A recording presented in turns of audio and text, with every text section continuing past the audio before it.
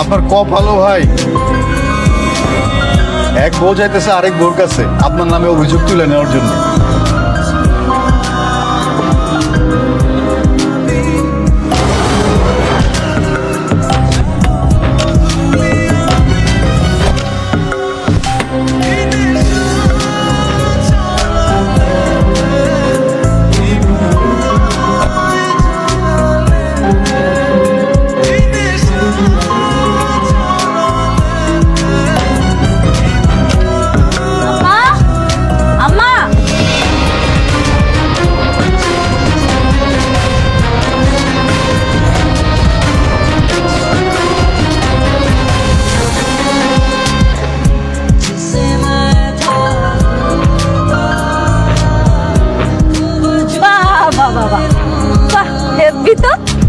গরিবের ঘরে হাতির পাড়া।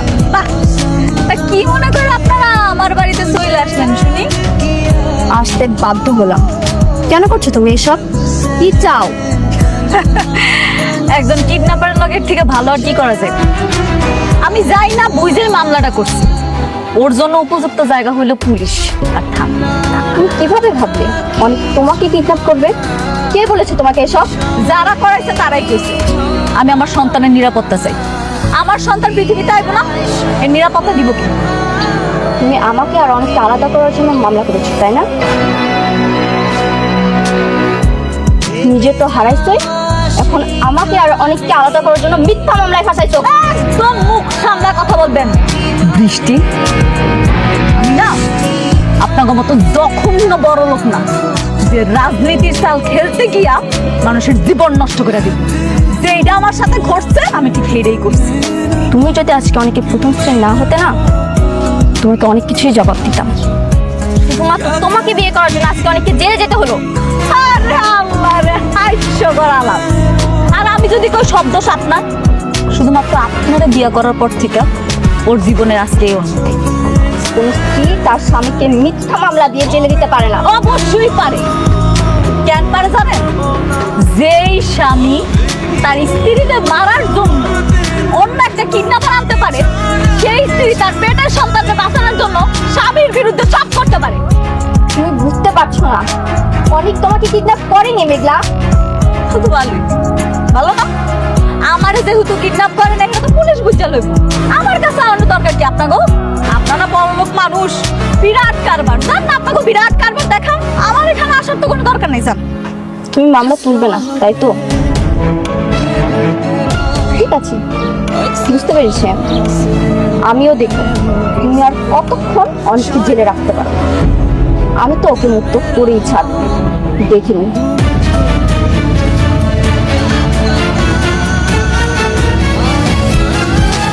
চলো স্যার।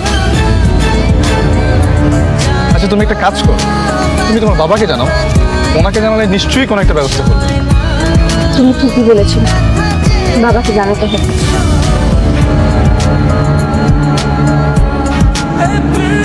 আরে ব্যাপারটা একটু যাচাই বাছাই করে নিতি। যাচাই বাছাই করার আর কিছু নেই আব্বা, যা ঘটছে তাই ঘটছে। আঙ্কেল, আমি তো হাজার হাজার কোটি টাকার মালিক হয়ে যাচ্ছি। কি বলো? তুমি না কিছুদিন আগে বললে তুমি 100 কোটি টাকার লাভ করতে যাচ্ছ, এখন আবার 1000 কোটি টাকা হয়ে গেল। একটা কথা কি জানেন আঙ্কেল, পথ যতই কঠিন হোক, যদি গন্তব্য ঠিক থাকে না, তাহলে সফলতা অবশ্যই আসে। তোমার তো দেখি একেবারে রাজকপাল। অনেকের চাইতে তোমার কপাল অনেক ভালো বাবা। আর আন্টি, আমি একটা সিদ্ধান্ত নিয়েছি, খুব দ্রুত আমি বিয়ে করবো। আলহামদুলিল্লাহ। বাবা, সিদ্ধান্ত যেহেতু নিছো, আমরা কিন্তু তোমার আর এই আমার মেয়ের বিয়েতে আমরা একদম ধুমধাম করে আয়োজন করবো, অনেক বড় আয়োজন করবো। কিন্তু আঙ্কেল, আমি তো শান্তাকে বিয়ে করবো না।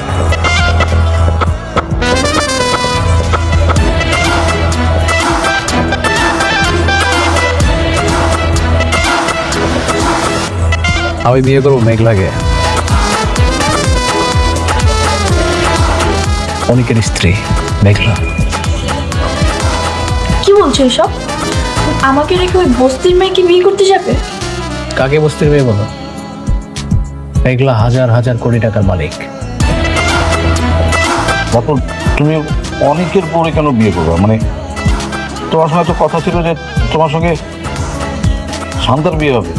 আমার কপালটাই পোড়া, যাকে বিয়ে করতে চাই সে ওই বস্তির মেঘলাকে বিয়ে করতে চায়। আঙ্কেল, অনেকের তো শত্রু বানায় জেলে পাঠাই দিচ্ছে, আর এই মুহূর্তে মেঘলাও একা। তোকে যদি আমি বিয়ে করতে পারি তাহলে হাজার হাজার কোটি টাকার মালিক হয়ে যাব। কিন্তু বাবা, সব সম্পত্তি পাওয়ার পরে তুমি কি আমার মেয়ের বিয়ে করবা? অবশ্যই করবো। সম্পত্তি পাওয়ার পর বস্তির মেয়ে বস্তিতে। দেখো রাতুল, আমার ভাতিজারে কিন্তু খুব সাবধানে হ্যান্ডেল করো। তো কখন কি করে ফেলবে তার কিন্তু ঠিক নেই। আপনি এটা নিয়ে টেনশন করবেন না, আপনার ভাতিজা আমার কিচ্ছু করতে হবে না। এখন আপনি খোঁজ নিয়ে দেখেন, ওকে পুলিশ এই মুহূর্তে ধরে হয়তো হাড় হাড্ডি ভেঙে দিয়েছে। আপনি হ্যাঁ রিল্যাক্স।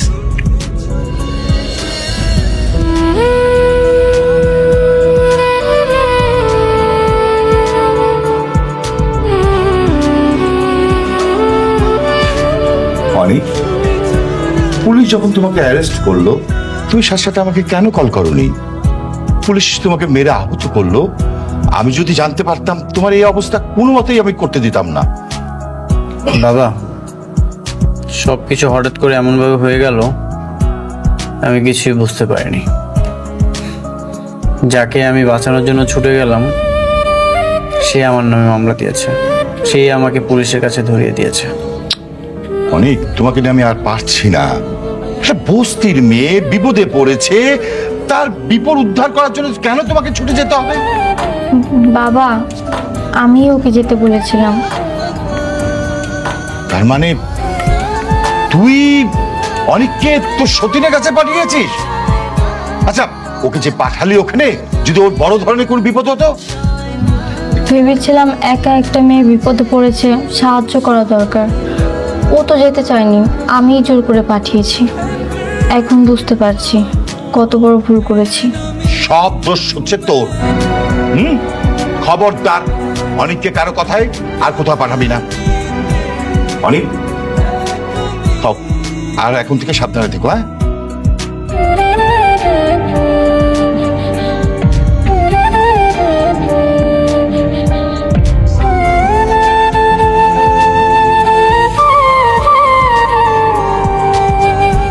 শুন মা, এই থানা পুলিশ মামলা এসব আমার জন্য নামা।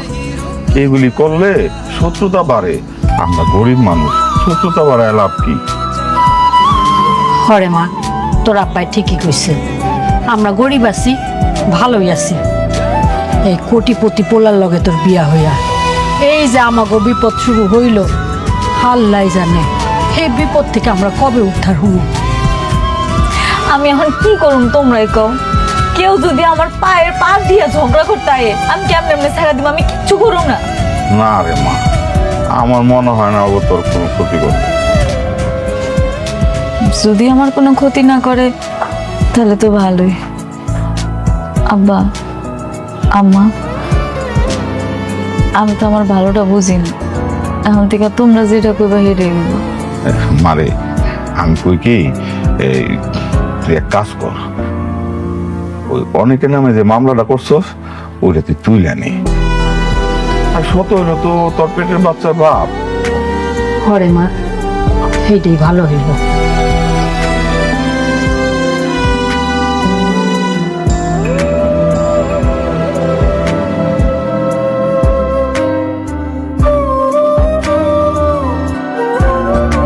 স্যার, আসসালামু আলাইকুম। ওয়ালাইকুম আসসালাম, বসেন।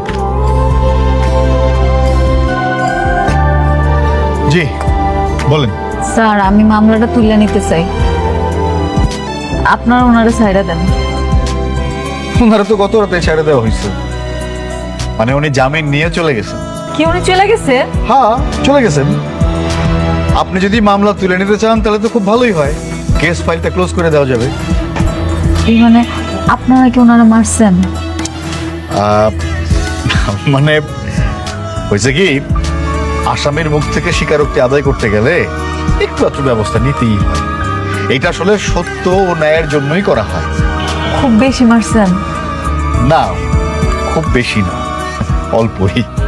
আপনারা ওনারা কেন মারছেন? আমি তো আর মারতে বলি নাই, শুধু শুধু একটা লোক কষ্ট পাইলো না। আপনি বলেন নাই ঠিক আছে, কিন্তু ওই যে আপনার সাথে যিনি আসছিলেন রাতুল সাহেব, উনি তো যাওয়ার সময় ইশারায় আমারে দেখাই দিয়ে গেলেন যেন একটা উত্তম মাধ্যমটি। এই জন্যই তো গায়ে হাত তুলতে হইল। কাজটা আপনারা মোটেও ঠিক করেন। আজও বুঝো জাহিদ, এদের নিয়ে আর পারি না।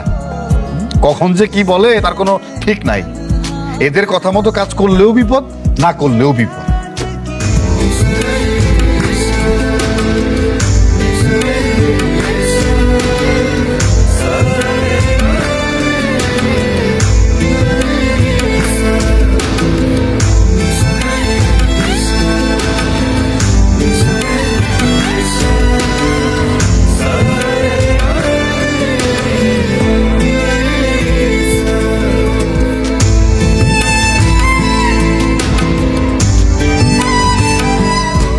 কি হয়েছে তোমার?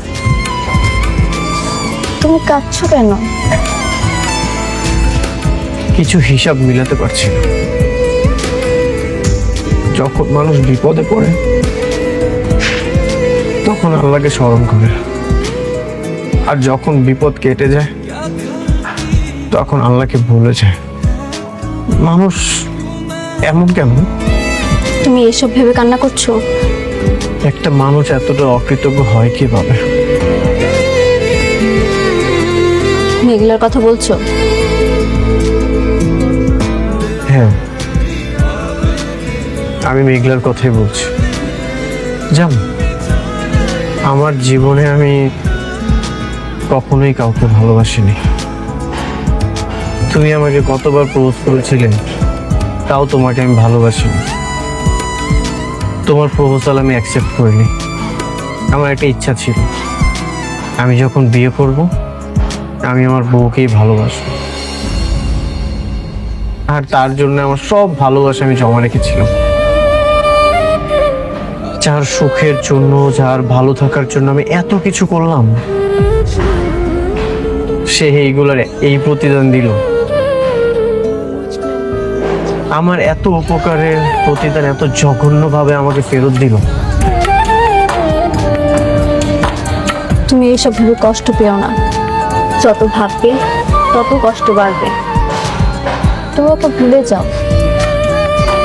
হ্যাঁ, আমি ওকে ভুলে যাব। আমি ওর কথা ভেবে কেনই বা কষ্ট পাবো? তুমি আমার পাশে আছো না? তুমি থাকলে আমার আর কাউকে প্রয়োজন নেই।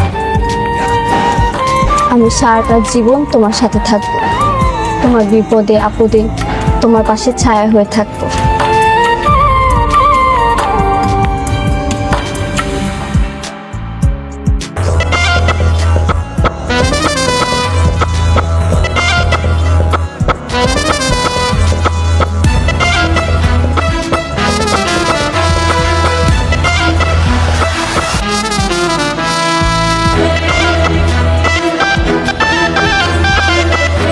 আন্টি, আঙ্কেল, এই যে দেখেন বাজার থেকে আপনাদের জন্য টাটকা টাটকা মাছ আর সবজি নিয়ে এসছি।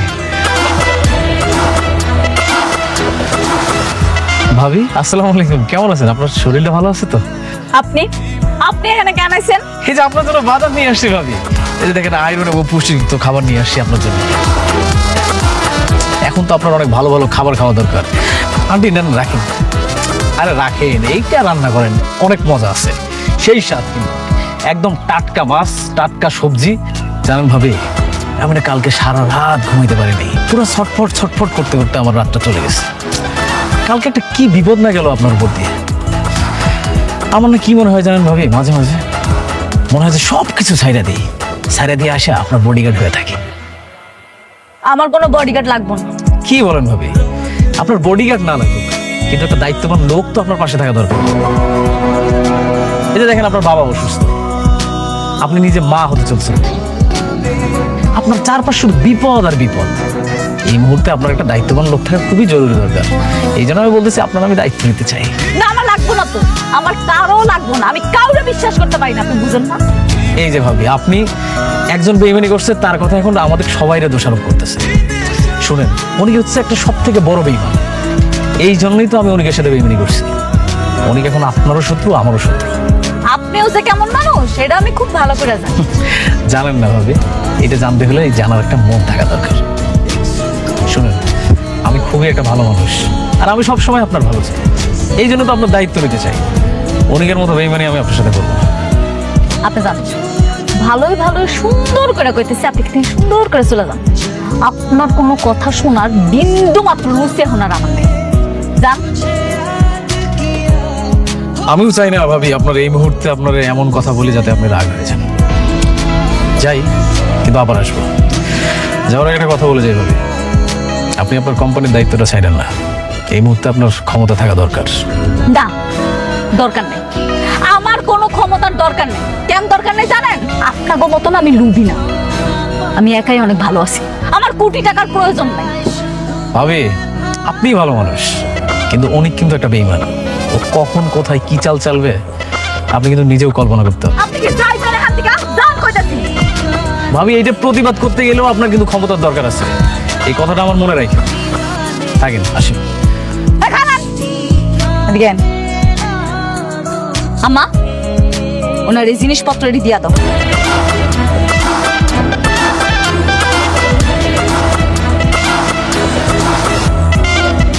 নাও বাজার নাও, এগুলো বাজার আমাকে লাগবো না।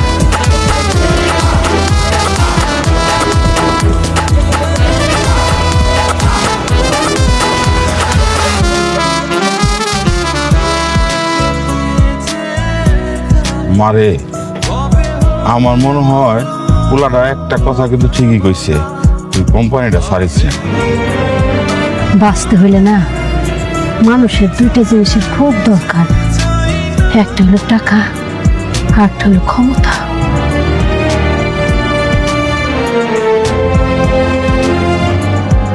তোমরা ঠিকই কইছো, আমার আরো শক্ত হইতে হইব। এখন থেকে তোমরা যা কইবা আমি তাই করব। আমি অফিসে যাবো। আমা, তাই কর।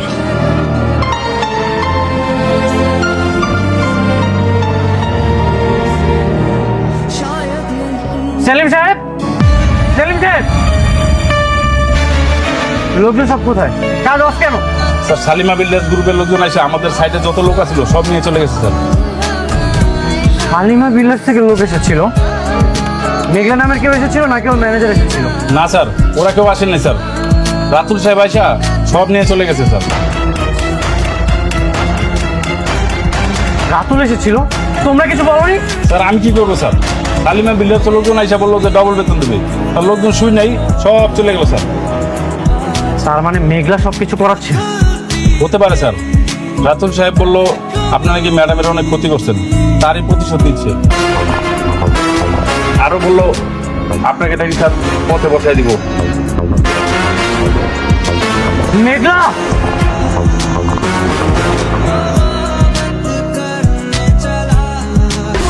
কোথায় যাচ্ছেন? অনুমতি ছাড়া যাওয়া যাবে না। আমি মেঘলার সাথে দেখা করতে চাই। না, অনুমতি ছাড়া যাওয়া যাবে না। আমার কোনো অনুমতির প্রয়োজন নেই। আপনি কি রুলস মানেন না? আমি সবাইকে বলেন ধরেন তোনাকে। ছাড়ো, আমি ওর সাথে দেখা করতে চাই।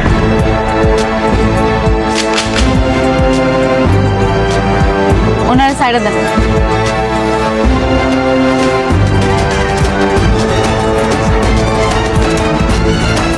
আজ আমার এমন দিন আসলো, তোমার বডিগার্ড আমার কপালে বন্দুক ঠেকিয়েছে। আপনারা জানেন আমার জীবনে তোমার মতো অকৃতজ্ঞ মানুষ আমি খুবই কম দেখেছি। তোমার এত টাকার অহংকার হয়ে গেছে, তুমি এখন আমার পিছনে লেগেছো। কি কি করছি আমি? কি করো না সেইটা বলো। তোমাকে আমি বাঁচাতে গেলাম আর তুমি আমাকে পুলিশ দিয়ে মার খাওয়ালে। যেই প্রজেক্টটা আমার পাওয়ার কথা ছিল সেটা তুমি রাতুলকে দিয়ে দিয়েছো। অন্যের সন্তান গর্ভে নিয়ে সেই সন্তানের জন্য তুমি আবার আমার নামে মামলাও করেছো। কেন মেঘলা, আমি কি করেছি? তোমার বাবার জীবনটা আমি বাঁচাতে গেলাম, সেটার জন্যই তো আমি আরেকটা বিয়ে করেছি। এটা কি আমার অপরাধ ছিল? তুমি আমার সাথে এত কিছু করেছো, আমি কিছুরই প্রতিবাদ করিনি, কিন্তু এগুলো কেন করছো তুমি? কিন্তু আমি তো তোমার আর কিছুই বলতে হবে না। তুমি আমার এত ক্ষতি করছো, তারপরে তো আমি কিছু করিনি। শেষমেশ তুমি আমার কাজটা বন্ধ করেছো, তুমি আমার সাইট বন্ধ করে আমার শ্রমিক নিয়ে গেছো, তাদেরকে তুমি দ্বিগুণ বেতন পর্যন্ত দিয়েছো। কেন করেছো এইসব? আপনার লোক নিয়েছে মানে? হ্যাঁ, আমার প্রজেক্টের সব শ্রমিক আপনারা নিয়ে গেছেন, আবার তাদেরকে দ্বিগুণ টাকার লোভও দেখিয়েছেন। কেন? দেশে কি আর কোনো শ্রমিক ছিল না? কই, আমরা তো কিছু জানি না। আপনারা না জানলেও মেঘলা সবই জানে। ও খুব ভালো মতোই জানে আমার কিভাবে ও ক্ষতি করতে চায়। একটা কথা মনে রেখো মেঘলা, সময় কিন্তু পরিবর্তন হয়, ঘড়ির কাঁটা স্থির থাকে না, সময় পরিবর্তন হবেই।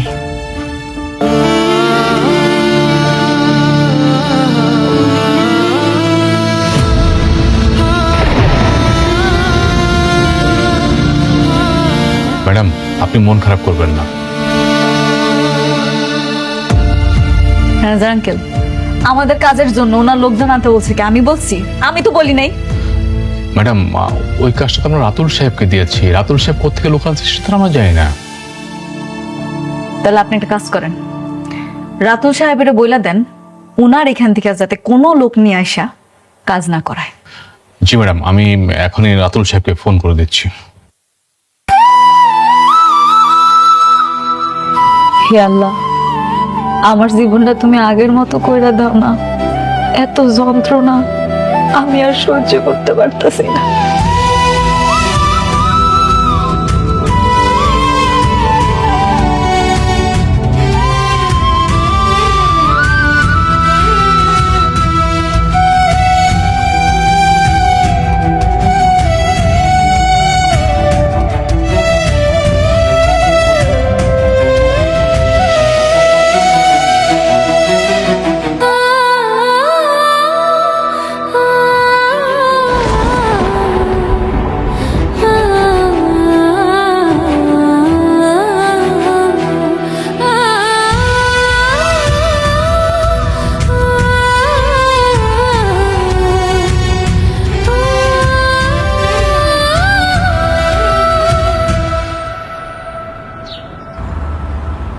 আপনার বাচ্চার বাবা যদি সত্যি সত্যি আপনার স্বামী হয়, তাহলে ডিএনএ রিপোর্ট আলাদা হলো কিভাবে?